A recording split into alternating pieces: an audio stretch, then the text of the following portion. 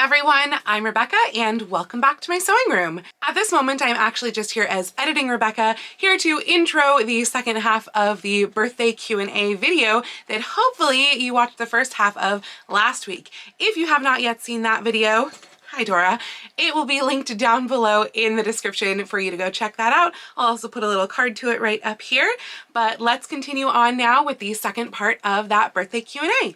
Eeyore Chick wanted to know if I have a favorite pattern that I keep going back to, and I have talked about this before, but I kind of made a block Victorian pattern years ago, like back in 2016, I think, and for most of my Victorian stuff, that is the pattern that I go back to. So it was something that I made in a class at the Fifth Avenue Theater that they offered, and like we draped and patterned it ourselves in the class, and that is such a useful tool, and I go back to it and go back to it and go back to it over and over and over. So yeah, it's not a commercial pattern, unfortunately, but that is the pattern. Curious Or Creations wanted to know how I budget for so many projects.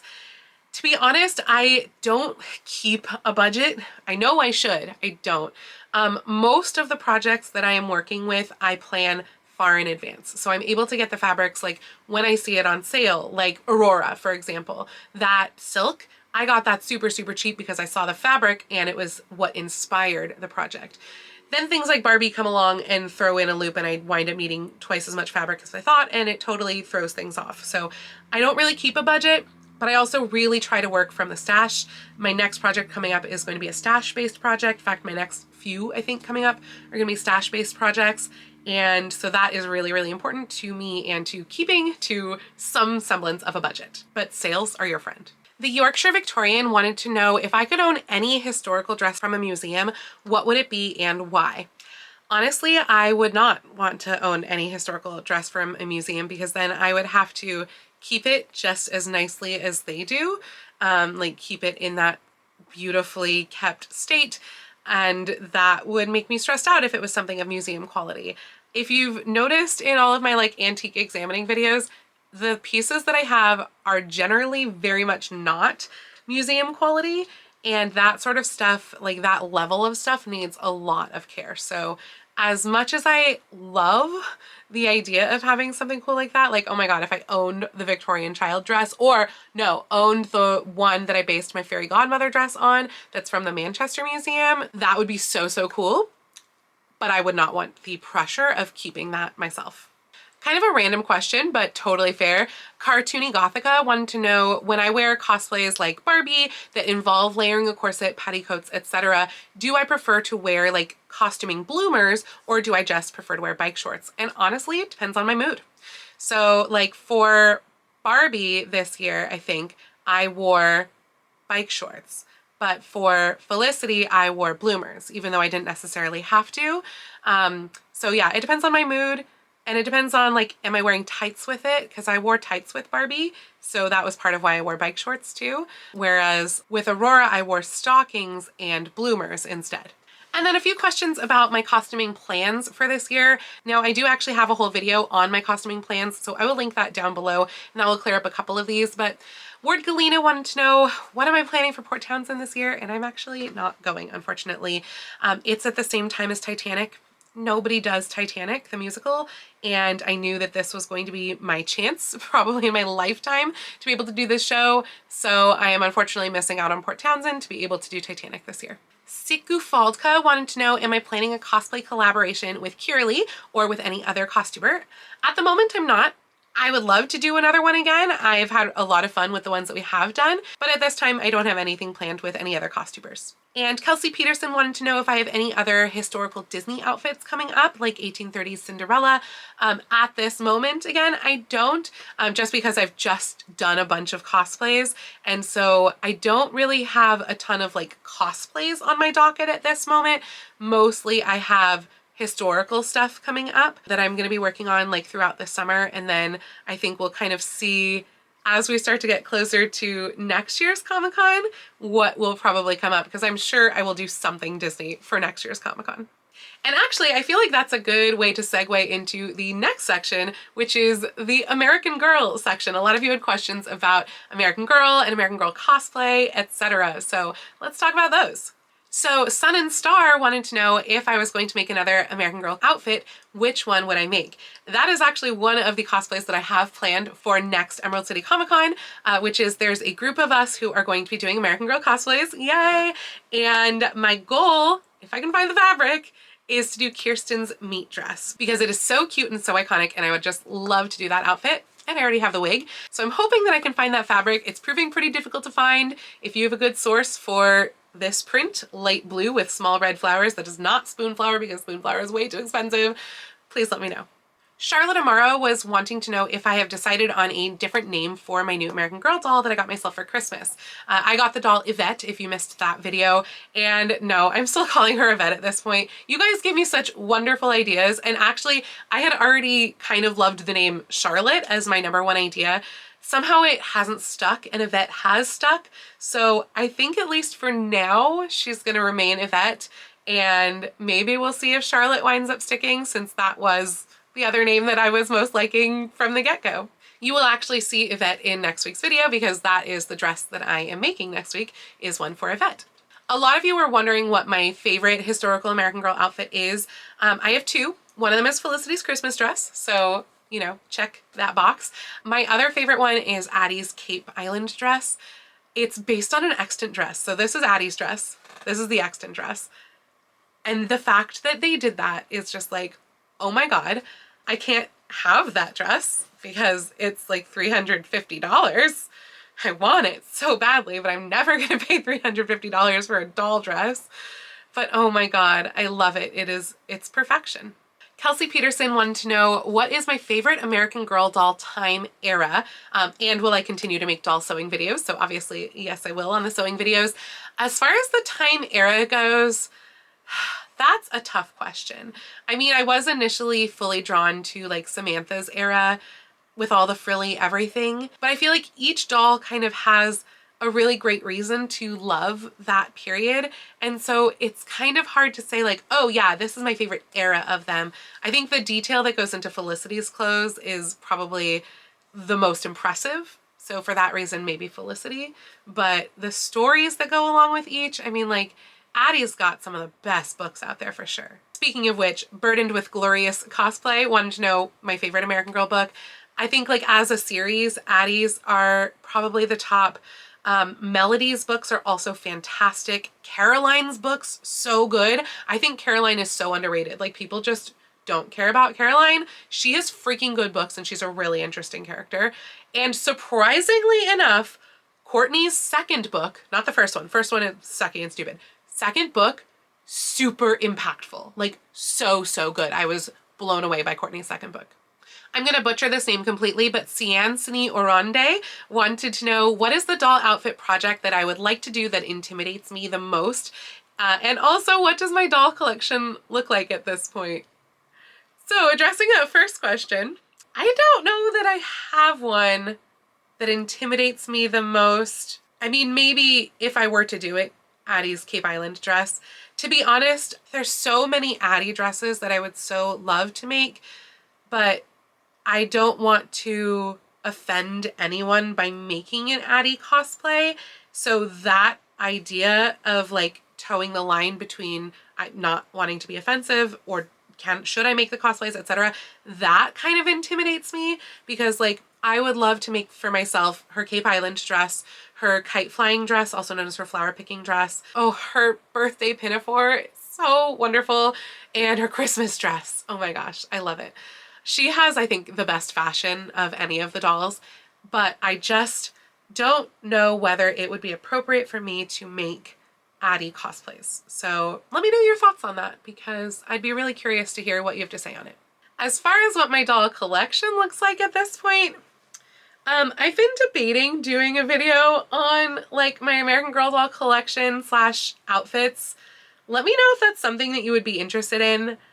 My collection has grown a lot, like embarrassingly so in a little bit. I think I'm up to 18 dolls at this point.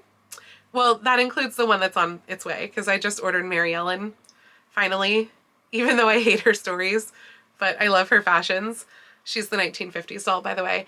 And I think she will wind up being my 18th doll. So Yeah, I've definitely fallen down a really big hole with American Girl here. Taydown wants to know what got me into American Girl cosplay.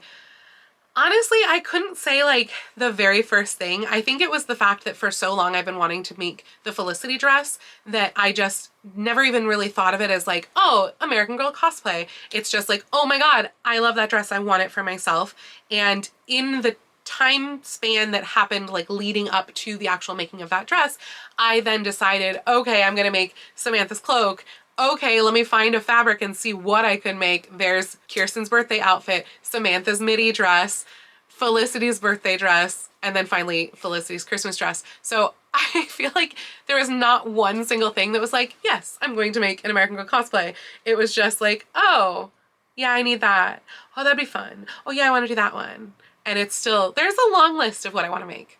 Allison and Camille has a very, very interesting question that I want to put to you guys, which is, do you consider yourself involved in AGIG?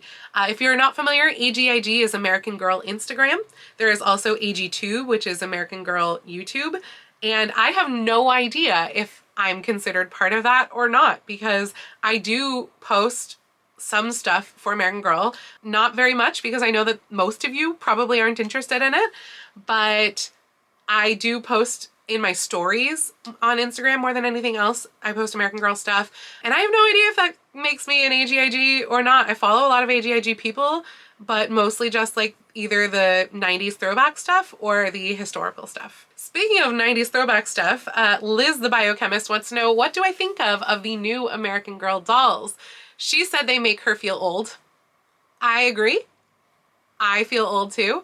If you're not familiar, American Girl just came out with 2 dolls that are twins from 1999, December 1999. They're talking about like Y2K and all of that sort of stuff. And yeah, it makes me feel old because I'm older than those dolls by like, I think a year or two. And it's kind of weird. Like I was really hoping when they said they were going to come out with 90s dolls that they'd be like mid 90s, and having it in 1999, it just feels like they're 2000s dolls. And so they're not quite as interesting to me as I feel like they would be if they had been set even just a few years earlier.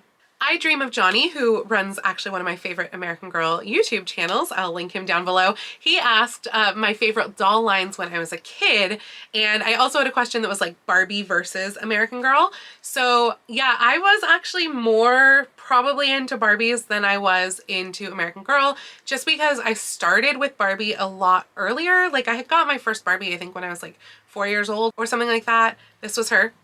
And I had Barbies all the way up through probably at least middle school, at which point I was like kind of designing clothes for them as opposed to like playing with them. But I definitely had a really long time span with Barbie, and I had a lot of Barbies because Barbies are really inexpensive. I only had the 2 American Girl dolls, and my time span with them, like I started reading the books when I was 6, but I didn't actually get one until I was 9, and then I got my second one when I was 11 for my 11th birthday. And then by the time I was maybe like 12 or 13, yeah, definitely by the time I was 13, I was done with them. So I guess sometime around 12, I was still playing with them, and then that was it. And then a lot of you were wondering, like with the Peaches and Cream Barbie cosplay, the holiday Barbie cosplay, etc., if there are other Barbie outfits that I want to make in the future. And yes, because I have a really, really fun time every time I dress up as Barbie. It's just like so much fun. One of the ones that I've been thinking about, and I'm gonna forget the name of it here, so I'll pop it up on screen, but it's the Valentine's Hearts one from like the 80s, I think is super, super cute. And it would be cool also to do maybe like one of the really classic old 50s looks would be kind of fun, though a little more uptight. But I love the 80s and 90s Barbies. I think they're just so outrageous, and a lot of them are pretty iconic. So I just don't know which ones to make yet, but who knows, I might see something in the upcoming Barbie movie also that I'm inspired by. So I'm really excited for that movie to come out. Okay, that's it for dolls. So if you were waiting for that doll topic to be over, this is the timestamp that you've just been sent to. So Catherine Crochet wanted to know, I seem really comfortable in front of the camera. Is that related to my theater training? No, not at all. I just feel like I talk to you guys like I'm talking to a friend. So it was definitely awkward at first when I first started my channel over 3 years ago, which is crazy to think about now, but it is totally different than being on stage, totally different. Like For me, something that's the most nerve-wracking is something like a cosplay competition where you are being yourself, you're not scripted, and you're up in front of a lot of people. There's no one in front of me. Like, it's camera. Hi, I know you guys are watching, but I'm talking to a camera, so it's actually really, really easy. And then Eleanor Costumes was wanting to know if I had any advice for growing my social media. To be honest, the main advice that I have is consistency. Beyond that, it's all up to the algorithm. The algorithm is a mystery. You will never know how to please the algorithm. You will work your entire life to figure out what the algorithm likes and what it doesn't like. Yeah. So for me, like when my channel grew a ton, it was because I had that one corset video that really took off. And that was the biggest channel growth that I've had. And since the last 2 years, it's been extremely slow. So I'm probably not the best person to come to for advice on growth. And then recently with Instagram, I've had 3 reels do insanely crazily well. And my Instagram has grown like tripled from 26,000 people to I think I'm at about 74, 75,000 at the time of this filming. And that is because I had 3 reels, one that got like 2.4 million views, one that got 1.2 million views, I think, and then another one that really hasn't grown my Instagram, but it has gotten like, I think it's 11 or 12 million views on Facebook. And I don't even know where to find the videos from Instagram that get onto Facebook. Like, those are the ones that appear in your Facebook feed. But yeah, so that's insane. But it's the algorithm. Who knows what it's gonna like? Not too many questions left at this point. So we have several questions about costuming in general. So Cryptid Craft said, I feel like my costumes look a little plain. Any tips for taking a costume to the next level? And I feel like I'm maybe not the best person to say for this, honestly, because what I really like to do is to copy fashion plates.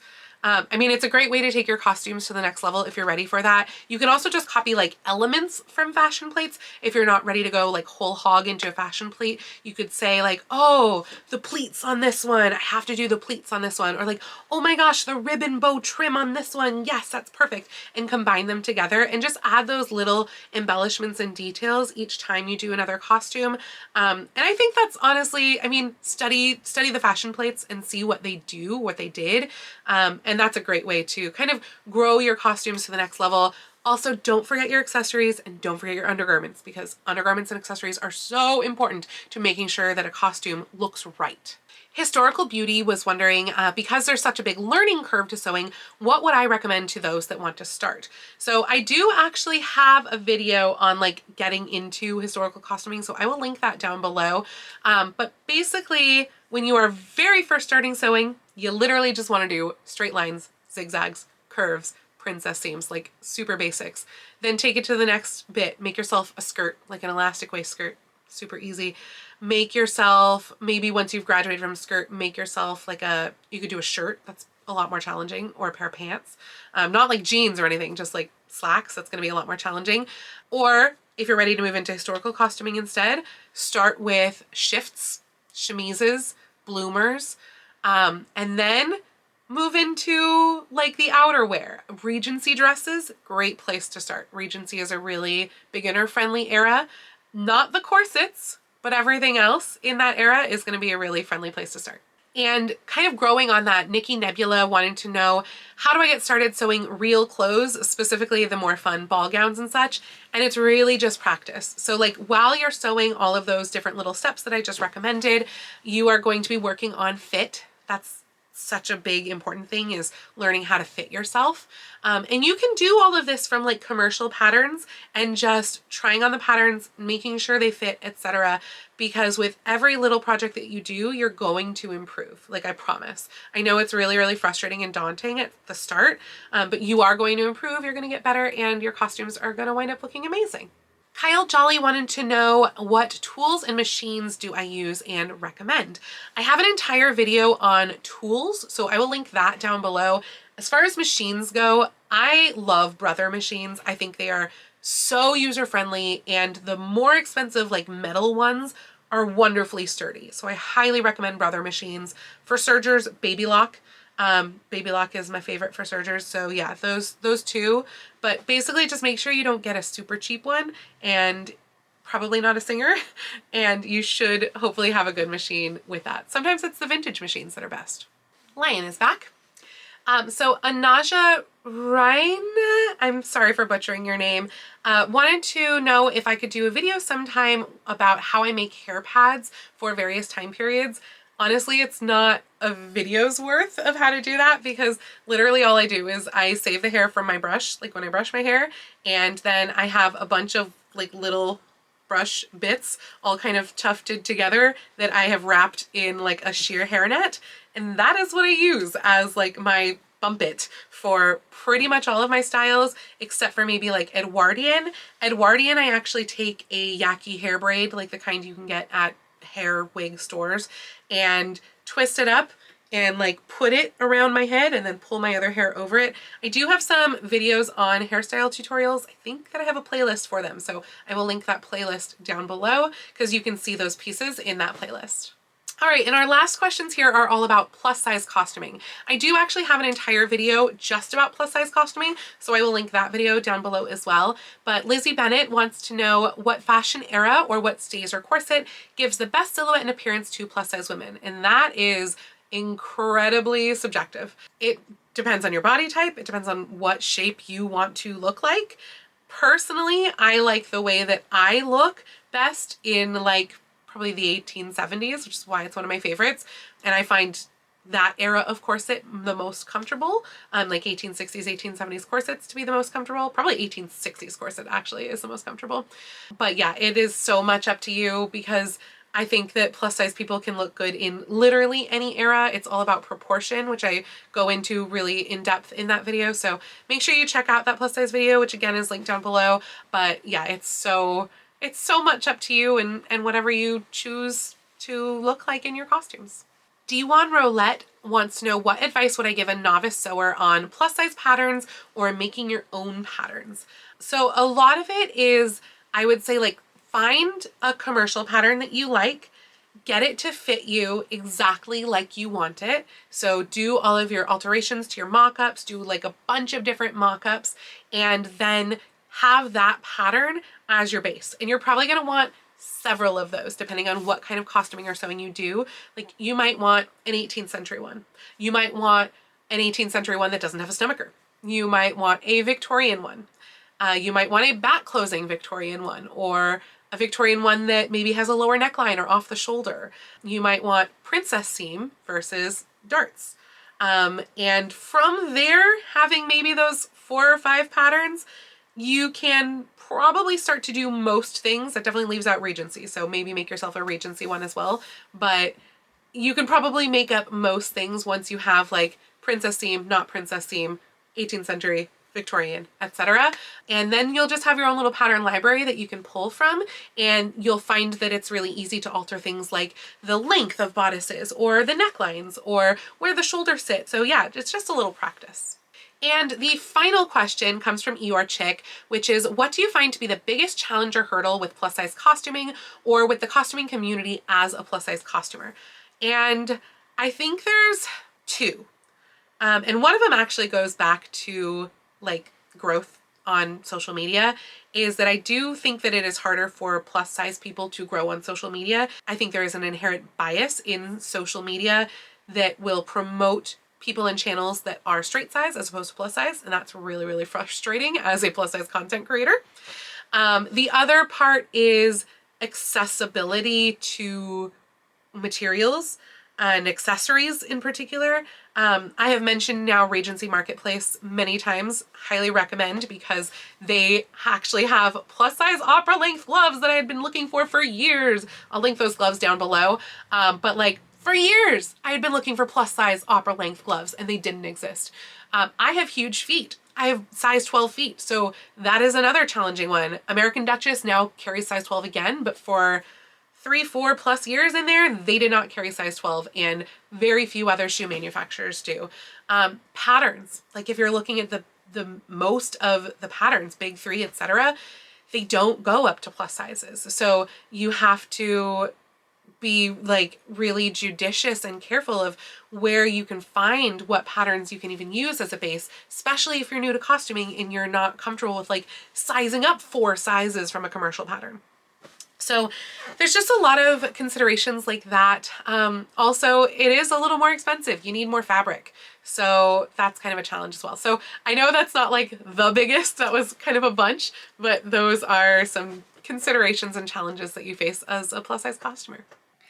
All right, that is going to be it for the entirety of the birthday Q&A. Dora is back now with me here as I am editing these videos together, but I really hope that you enjoyed this two-part Q&A. Again, if you missed that first part, it will be linked down below in the description. Thank you all so much for joining me. If you liked this video, please go ahead and click the thumbs up icon, and if you'd like to see more videos like this from me, please go ahead and click subscribe and the little bell icon to be notified every time I post a new video.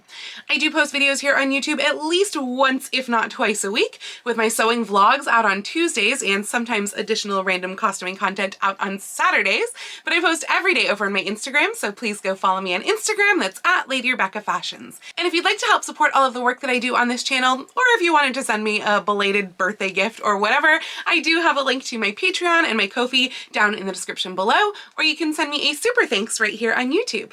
I would also like to take this time to thank my absolutely fantastic patrons. Seriously, I could not do it without you guys, and particularly those of you at the Romantic, Victorian, and Edwardian level tiers, who are Sharon, Mirage, Laura, Jean, Audra, Emily, Kim, Linda, Maria, Sarah, Tiffany, Denise, Liz, Kimberly, and Nurse Anita. Thank you all so much. Again, I seriously could not put out this much content without you guys. My patrons mean the world to me. And thank you all for joining me today. I hope you all have a wonderful rest of your week, and I will see you very soon in my next video. Happy sewing! Oh, they hate this. They hate this sort of thing. Yes. Too close for comfort.